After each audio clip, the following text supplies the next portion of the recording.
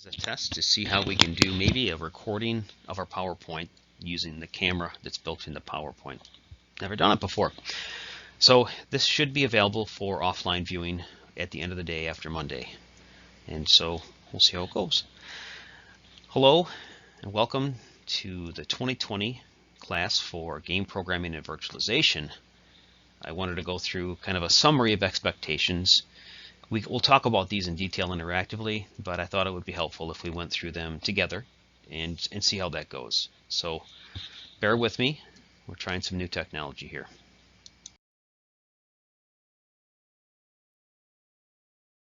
I think for all of us to understand is I expect, and I hope you expect, that things might change. We need to be flexible. Kind of my mantra lately is to be smart, be safe, be kind, and be flexible, because these are unprecedented times. And it's not going to be perfect, and we're not perfect. So as we go through this transition from something I'm practiced at, which is in-service instruction or in-person instruction, to the virtual or remote learning or e-learning, seem pretty synonymous, I do want to be as close to supporting you in your learning as I can be. That's my goal, and so we'll see how it goes here.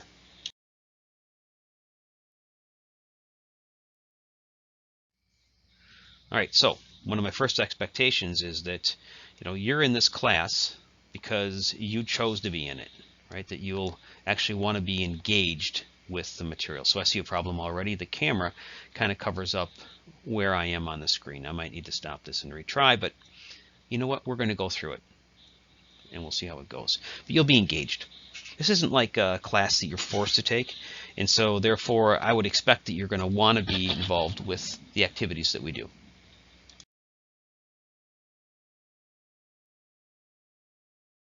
At the start of class. And that may not be perfect, but what I've done is, I'll show you in a minute, I've set up some expectations where when class starts, I'm going to give you some extra time, but I want you to use it. If you get on and there's no problems with your connectivity, then the next thing to do would be to open up your camera or your chat, see who else is there. Over time, it'll become easier to say hi to people, and we'll find that that time beforehand, if we all respect each other's time and we're there to start on time, you won't feel like it's a waste of time. So let's extend some grace to anybody who might be late getting into it the first couple of days. And then once we get a flow going, I think you'll find that it's better if we're online when we're supposed to be online, right?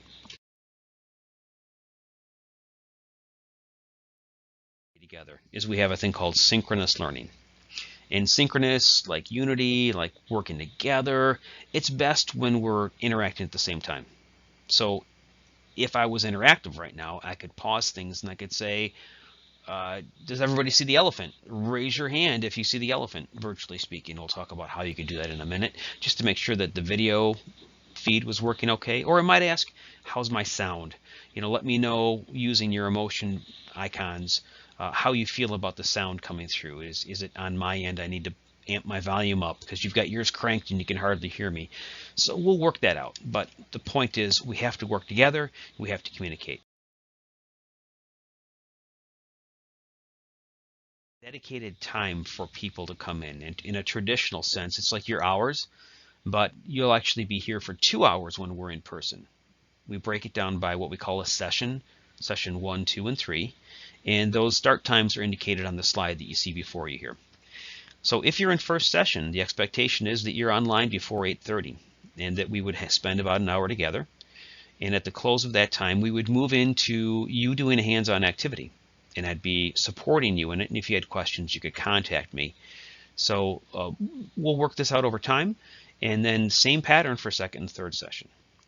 Now, the reason you want to be in the same session that you've been registered for is that when we get to in-person, you're going to be working with those people closely. Group projects. Some of the better projects that get done by students involve the steps of collaborative design, exchange of ideas, and there's a healthiness, and it mirrors what happens in industry. So we really value that interaction, and we can do that in our remote plan as much as possible. And that's why it's really important to strive to attend as many of those in-person learnings, the remote learnings, as you can.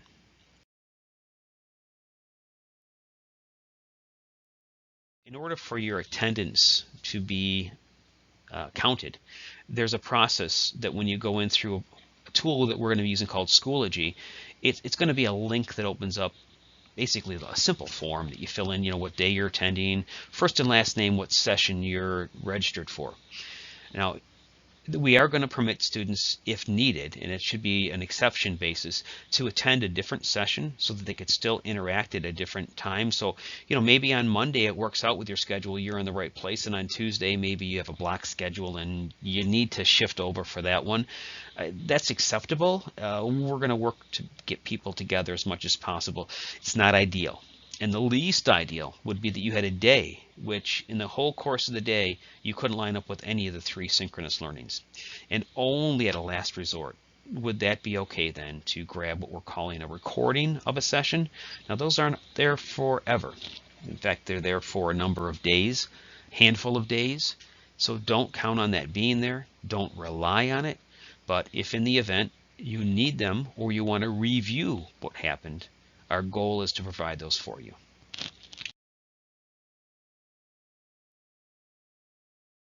It's probably already happening.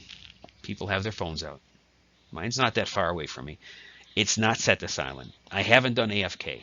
I haven't set it to, let people know I'm engaged. My phone could potentially ring. Somebody could come in the door. There's going to be some things that could be distracting. And one of the things that's most distracting in modern times is the connectivity, the instantaneous availability of the different notifications on the phone. So my expectation is that you're going to use all the technology appropriately. If you're, well, we'll get into more specifics, but that's the expectation.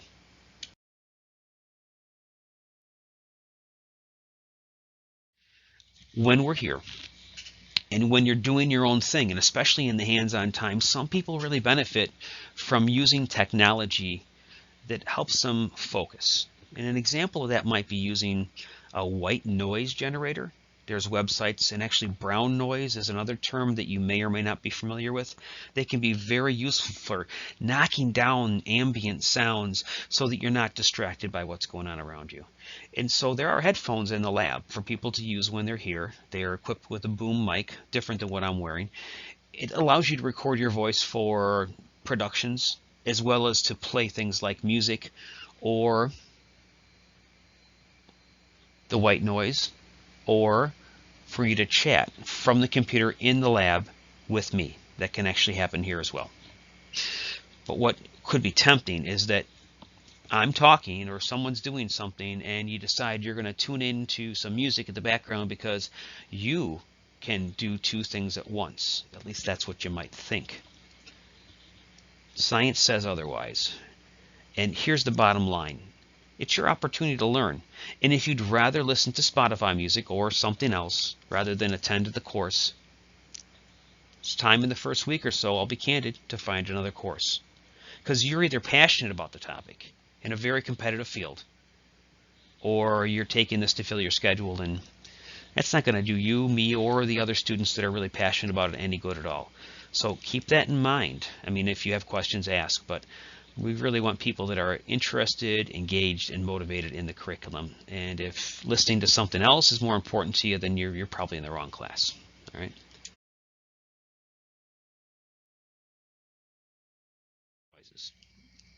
I'm not sure how much experience you have with being on Zoom calls where people don't know how to mute their microphone, or even in what we call Schoology, where we have some meetups and people can have their mic on and you might actually hear them doing things in the background or hear noises that are distracting.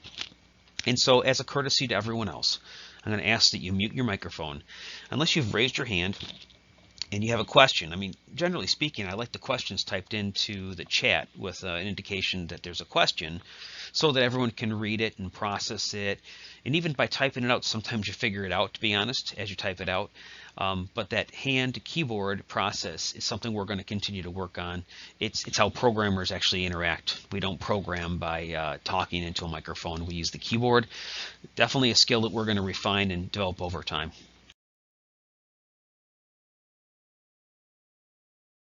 And it's not unique to this experience with remote learning.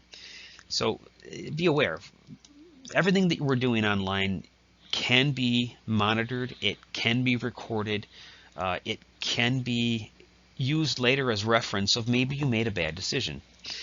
And so I don't like the question, what were you thinking? Um, the question, why did you do that, asks the question like, why did you, or why did you decide not to? There are things you could do, but just because you can doesn't mean you should. So, if you're uncertain whether you should do something or not, maybe you need to hold off, okay? And you'll see, I'm trying to coach you to success here, right? There's ways to be entertaining without doing something that people are going to find offensive or hurtful.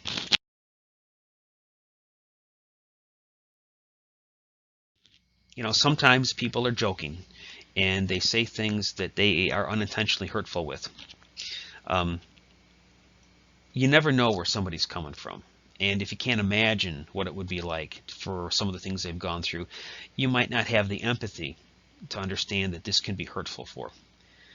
I sincerely had a rotten experience happen with a child that was in my class back in,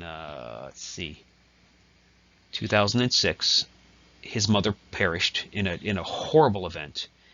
And when he returned to school, he was asked by another student, where were you? And he said, my mom died. And the other student thought he was kidding about it. And when the student who was joking back at him finally realized, oh, he's serious, it was a real learning moment for all of us to really think about what we're joking about. I've seen people say, oh, it's cancer, you're cancer, not knowing there's someone in the room that their family's dealing with cancer. So, there's a lot of humor that's what we call dark humor, or perhaps we're just having fun with someone. It's just so easy for it to be misinterpreted in a electronic world. So guard yourself against that and think twice. You can have fun about things without actually getting into areas. And if you make a mistake, it's okay to say I'm sorry, or I wasn't realizing this might affect you in that way. We're human. That's okay. But I'm just trying to set the tone here. My expectation is you're going to be kind, and you're certainly not going to pick on somebody or make fun of them, right?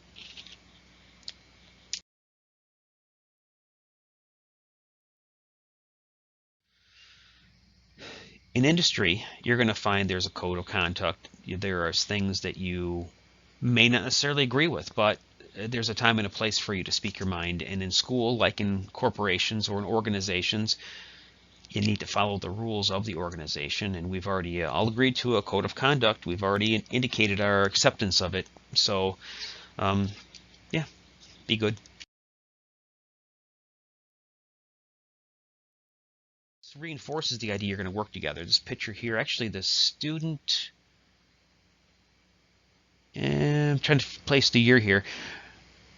No, I thought he was in this picture, but it's actually a different student that was here. I got a call from a student earlier today. He's just finishing he's a senior at U of I, and he's looking for some help, and he contacted me. I thought he was in this picture, but to be honest, it's not him. But these pods, they work together. They form teams, and they come up with concepts, and they create video game projects. I'm going to grab a couple of these over here that are to the left just to show you.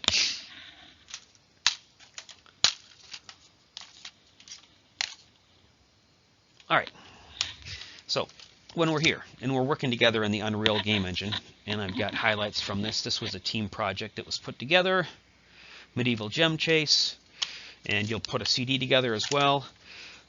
Here's another one. This one actually, this team did games later that were playable in VR. It was kind of a joke character. Wabaluchi, I think, was what they ended up calling their character. Obviously, tribute art. A couple of other ones, and as you work together on a team, somebody might specialize in the box art, or somebody might specialize in the coding. So working together on a team project is actually a feather in your cap. You'll be working with a pod or a team as you do so. And so one of the ways we'll simulate that in our remote learning environment is we're going to use this thing that says create breakout rooms. You can see that on the screen. It's highlighted in blue. Class, because they'll do anything to get out of their homeschool. Some people take the class, this one here, because they think they'll be able to play games. And if you're taking culinary because you like food, or if you're taking game programming because you like to play food or play games, the point here is it's not about being a consumer of that thing. It's about becoming a creator of it. So, I mean, chefs hopefully enjoy their food, and game developers hopefully enjoy it, but there's a difference in wanting to be a creator and just wanting to be a consumer. So the focus here is on becoming a creator of technology and not just a user. Your learning is your deal. You got to get yourself online. You got to be awake. You got to figure out how to get yourself here. I don't drive a bus around in the morning and honk my horn and go knock on doors. There are some communities where that might happen, but you got to get yourself here, be that electronically or physically. So take ownership. It's your learning. I mean, I know this stuff. That's why I'm doing it. If you want to learn it, that's great, because I'm here to teach. If you're here to learn, we're going to get along great.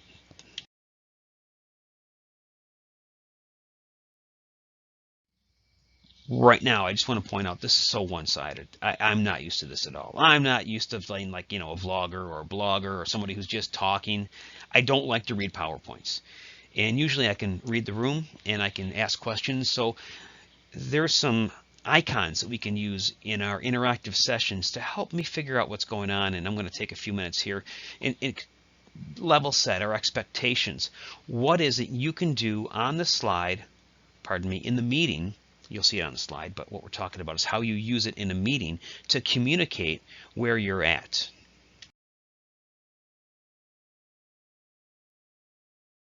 That I've asked everyone to vote, and then I want to clear the statuses, or I might ask everyone a yes or no, and then I might clear your statuses.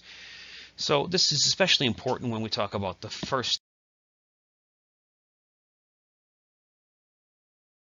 Now, if I do, what I might do is I might bring one of these signs down, and I'll take my headphone off for a minute. Pardon me if it makes a little clicky noise.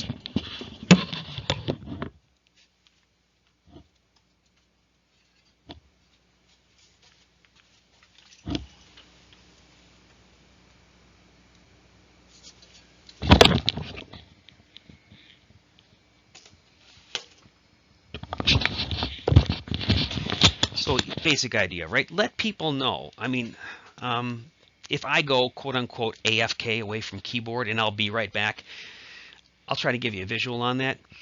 But at the same time, I might have my camera on. I mentioned to it.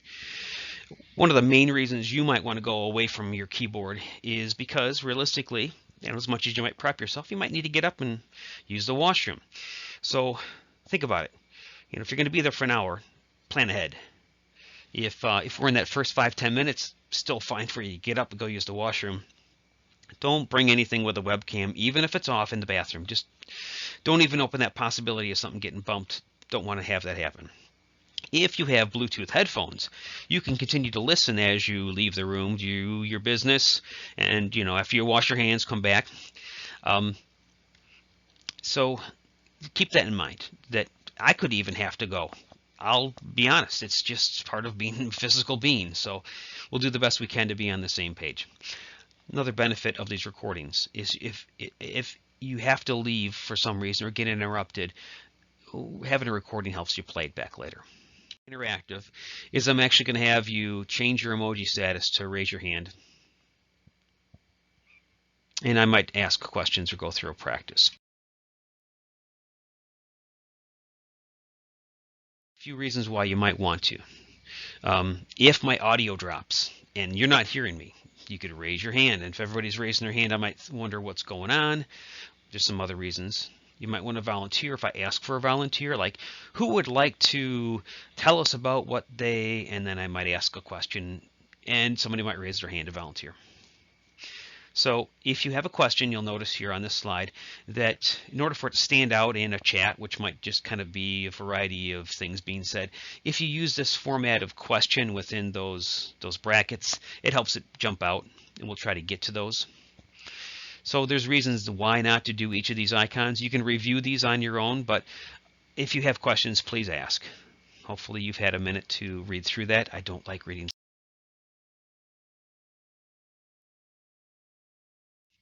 This next set, it's different than saying you're away or you're going to raise your hand. It's actually a whole group of them that I would put together. I'm going to call them emotive statuses.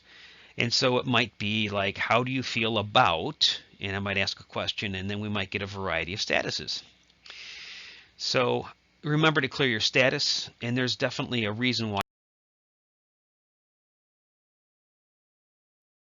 to actually see somebody's response. And I mean, you're certainly welcome to say you're happy or you're sad or you're confused at any point in time. But if you have a particular question, that's when you'd raise your hand, not necessarily change it to confused. I might sit there and a lot of people are confused, and then I say something and all the confusion goes away.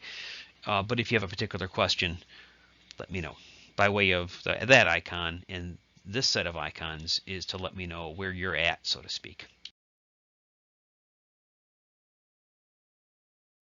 Often we're going to use it, but if I said, for example, hey, you have a great chance to earn college credit, you might be happy, happy, joy, joy, and an applaud, great. Or it might be that you had an aha moment and you're like, yes, I finally got it. So it's not for sarcasm.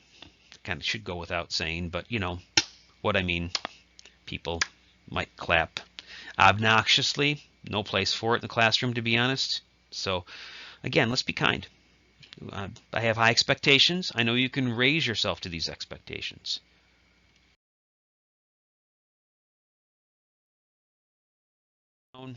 This is like a binary value. It's off or it's on. It's true or false. It's yes or no.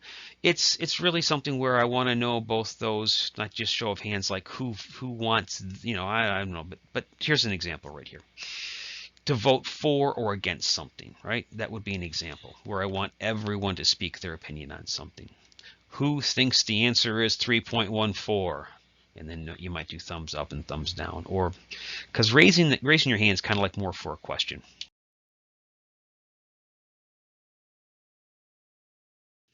Oops, I think I went forward twice. There we go. That's still true. All right, got some joke humor here over on the right hand side, right? Every now and then I'll throw in something funny. Not that I'm not serious about what I do, but again, you can be non-offensive and still interject some humor. All right. So that would be some examples where no one's going to feel put down. It's more of a pun. It's just having fun, and you got to think about it a little bit, but it's make you smile.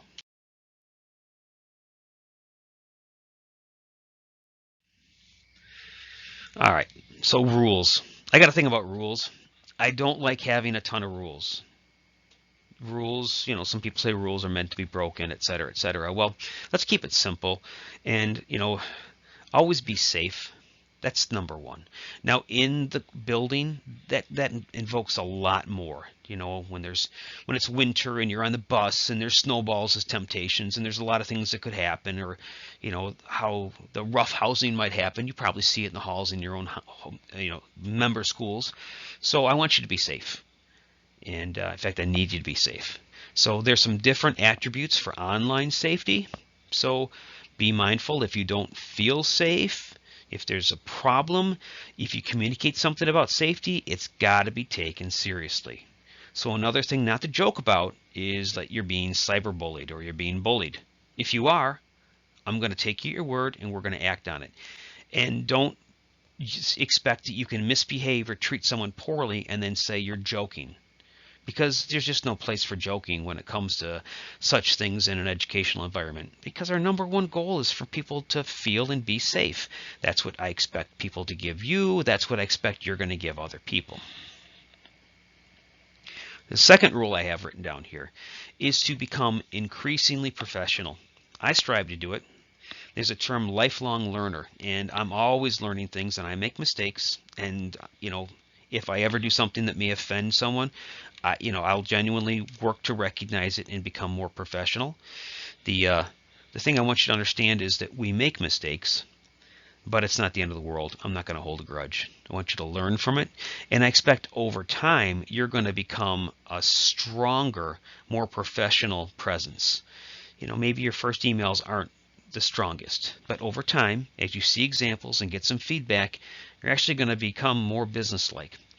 The reason I'm doing this is I'm trying to prepare you for opportunities such as job shadows, internships, college interviews, so that you definitely should stand head and shoulders above any of the competition that isn't around me through a year of instruction, because I'm focused on what industry wants. My goal is for you to be successful in industry.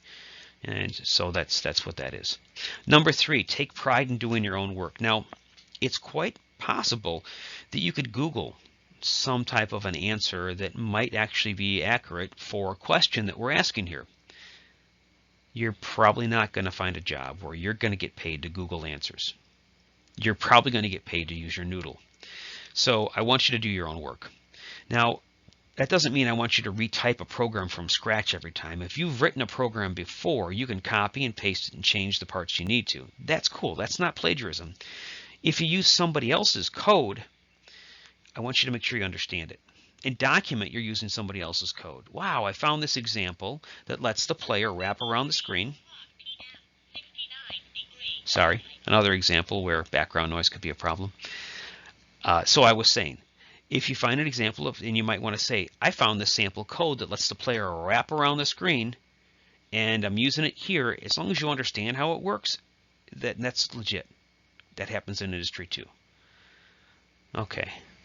Follow all the school-wide rules. This is something we inherit. And the school-wide rules, they're specifically designed so that when we merge people from 22 different high schools, we have a common ground and everybody's on the same page.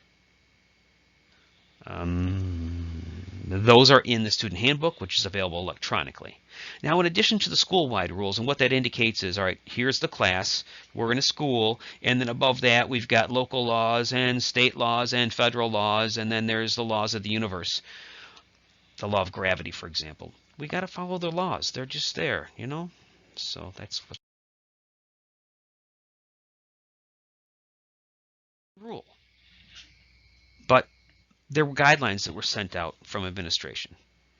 And I want you to follow those guidelines and work to the best of your ability. It's not a race. Work at your own pace. I'm falling into that habit of reading in front of me. But again, it's your opportunity, and I want you to do what's going to position you for success. My light's auto-dimmed because it's after school hours now. You got me burning the midnight oil, people. All right, moving on. But it's an expectation. I want you to think about where are you going to do your work, and then what can you do to minimize your distractions. We talked about the phone, but it also might be that you're better off having your back against the wall if your camera's on so that nobody can see it. But what else can you do to eliminate distractions on the other side, what you have behind you? Headphones might actually be a good idea.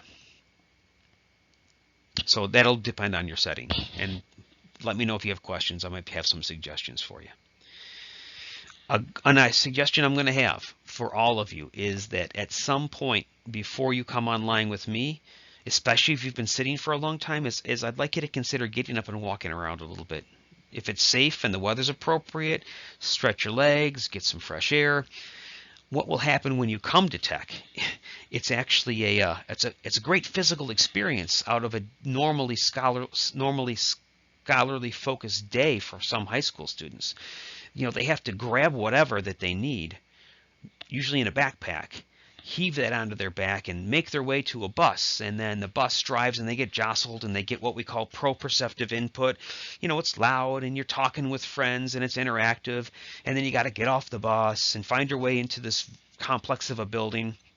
And that physical aspect gets the blood flowing. It helps you wake up. You get a little energized. You see a lot of people from different places. It's a lot of sensory input. And if you're sitting at one spot and you're just kind of going through a bunch of e-learning sessions, it doesn't really match. So what I'm going to suggest you do is that you take some time and actually interject some activity in your day. Okay, let's move on. There is a number of tools. I'm going to touch on them briefly. We'll get into the specifics, but they're standard tools that the expectation is you're going to use them. You'll use, and we'll get into, I'll just cut.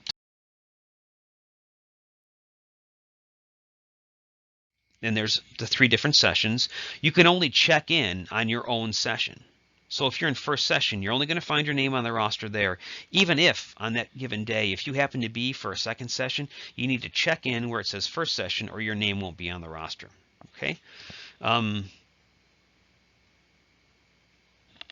Just thinking out loud, would that work for you to get into my Schoology meetings? There's some uncharted territory here we're getting into.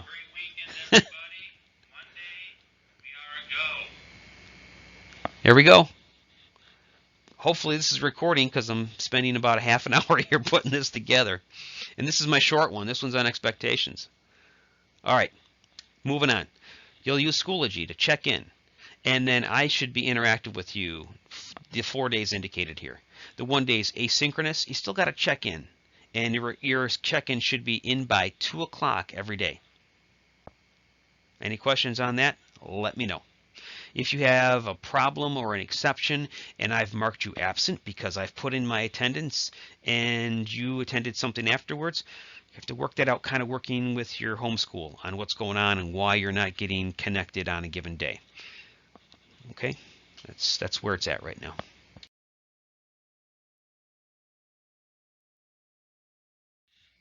We'll start out in Schoology, and then as I introduce a topic or an activity, I've got a lot of historical resources in Google Classroom that I've used. Schoology, to be transparent, is new to us at Tech Campus this year. So I'm not going to reinvent the wheel and try to put I can't. I can't in the amount of time that they've given us take all of the content from my Google Classroom multiple years and put that into Schoology. So the reality of it is I can still have a link to Schoology. From Schoology into Google Classroom. And in Google Classroom, you'll still find some samples of student work from the past, which I think are very helpful. So you kind of go, what is it we're trying to do? And you can see samples from the past. So nonetheless, we'll be using Google Classroom on most days. Okay.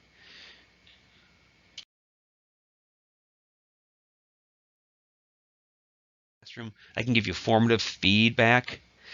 And now when we get to PowerSchool is there because it's the main contact between Tech Campus and each of the 22 member schools. So there's a process where our attendance ends up in this centralized location and a grade ends up in that centralized location. All that information specific to a student gets communicated back to their member school. And that's usually what you would see on whatever portal they have at your participating member high school. So that information comes from PowerSchool. So there's a series of layers that get peeled back to find out where we're teaching mastery to roll that up to what's your current grade in the class. And it's evolving. So keep me in the loop on your questions on that because I'm trying to make it straightforward, but I get it if it's not quite crystal clear. In fact, at the college level, when you're interacting with a professor, you're required to use the official school email to communicate with them. You've probably heard this at your high schools, but just to underscore it here, yeah, I need to get your emails for Tech Campus using your Tech Campus email. And we'll go through how to use it. We use Outlook, which I'm very happy about because that's a more professional tool than some of the other ones I've seen used. We don't use Gmail, so don't be confused. I know we use a Google account association with the Google Education Suite, but we also have access to the Microsoft Office Suite. And that's the more professional, common professional tool set. So we will be using that. This email setup. Your business ID is really different than your playing around time, and we're going to be using the Unreal Engine.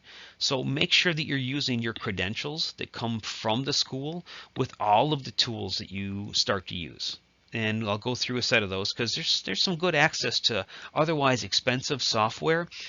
But if you vary from the pattern of using your school email and your school password, and it happens more often than I'd like to think, and you forget your password, can't help you out. So this is the process we follow. The expectation is that you will use your Tech Campus ID and email when you use tools that are related to the curriculum that you're getting for free because you're in the class.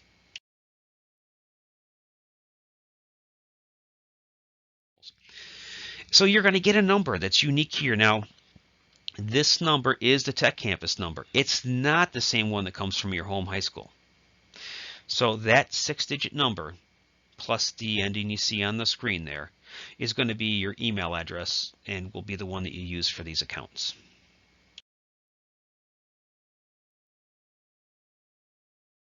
But there's no reason it should have changed. There's a whole bunch of free software. This would be a reason if you're watching it live to hit the applause icon, by the way. And you can see a list of things, and we'll get into what they are and why you might want them. Now, they don't work on Chromebooks. Yeah, I don't think they, well, some of them do. Office, Creative Cloud, parts of it do. Nonetheless, I want to make sure I just touch on this point. I'm not going to be tech support. And if you're trying to get a computer to run some of the software, I'm not your go-to guy. Yeah, it's just outside of my scope. I'm the teacher. I'm not the tech support guy. I hope that makes sense. Some of them are listed here by icon in an icon format. So I want you to keep in mind that we've got, I'm in the way of some of them, but we'll continue to kind of pull these out and use them as we see fit. And there may be a variety of new tools that come out, which I think is interesting. I don't mean to overwhelm you, just giving you a heads up.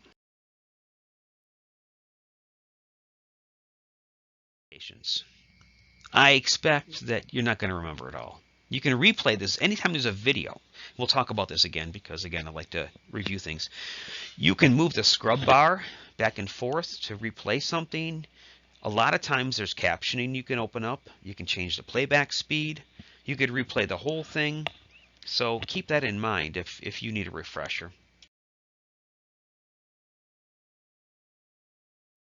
At a time. They're trying times.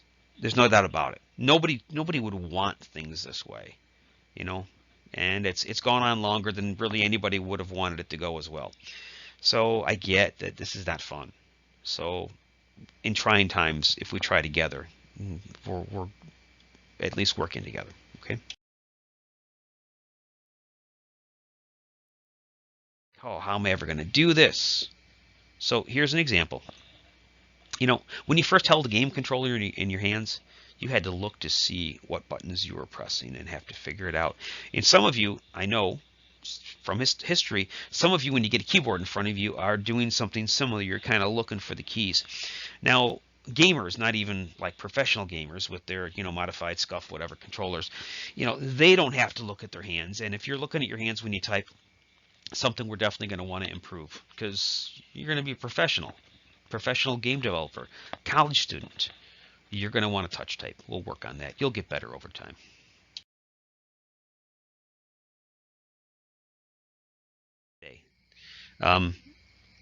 What I want you to do as an activity from the expectations I went through, and this is Monday's activity, I want you to take some time. This will be in Google Classroom. You're going to reflect upon, why did you take the class? And their prompts are right there. I want you to put those into a draft. All right, you can type them up, you can sketch about it, as long as you've got something that you can show as evidence of your thoughts. I'm looking for the possibility of your, I want to see an expression of your ability to tell me what's going through your mind. I'm looking for complete sentences. I'm looking for you to use words of a certain type. If you're having trouble putting this together, use whatever accommodations you have. I also want to flesh out if anybody's got challenges that we need to accommodate for or might make this curriculum overly challenging. So I'll be candid. I want you to put forth something that's a representative of you putting an effort together and showing some thought about this process.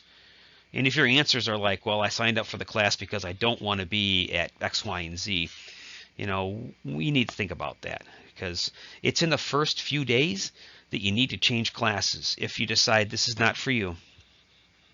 And believe me, with no harm, no foul, I changed my mind many times throughout my trying to figure out what I want to do. And we'll talk more about my background later. That's not at all what this is about. But I want you to understand that, if you're in a class that doesn't seem right, let's get that figured out sooner rather than later. And so just to put a fine point on what you're going to do today, you're going to click on a link to go to Google Classroom. In a Google Classroom, you're going to read a description. You're going to go through this activity, and then you'll attach some work to it. If there's a problem with attaching the work, use a private comment, and you're going to mark it as done. So I understand not everyone's going to be able to get through all that because of everything else going on, but that's the goal. So the more of you that get that far, the better. All right? I'm going to wrap this up for now. Thank you for your attention. It's not easy these first few days. It's very one-sided. Over time, in our interactive sessions, I think you'll find them more rewarding, and this is a fascinating topic. This is not an easy class, but it's a very interesting one, and I hope you get a lot out of it. So looking forward to getting you, and for now, it's the weekend. Have a good time.